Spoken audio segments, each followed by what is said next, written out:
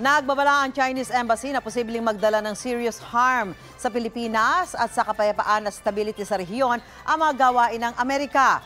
Sabi ng Chinese Embassy, ginagamit lang umano ng Amerika ang Pilipinas at ang Enhanced Defense Cooperation Agreement o EDCA para sa anilay geopolitical interest ng Amerika. Yan ang puna ng China sa sinabi ni U.S. Ambassador to the Philippines, Mary Kay Carlson, sa panayam ng GMA Integrated News. Ayon kasi kay Carlson, hindi magiging magnet ng agresibong hakbang ng China ang EDCA. Wala pang sagot ang U.S. Embassy tungkol sa sinabi ng Chinese Embassy. Una namang sinabi ni Defense Secretary Carlito Galvez Jr. na ang EDCA at iba pang hakbang ay para palakasin ang depensa ng bansa at hindi para makipaggiyera.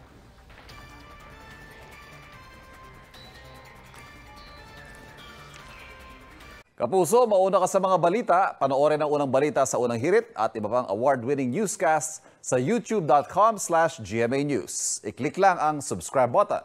Sa mga kapuso abroad, maaari ka ring masubaybayan sa GMA Pinoy TV at www.gmanews.tv.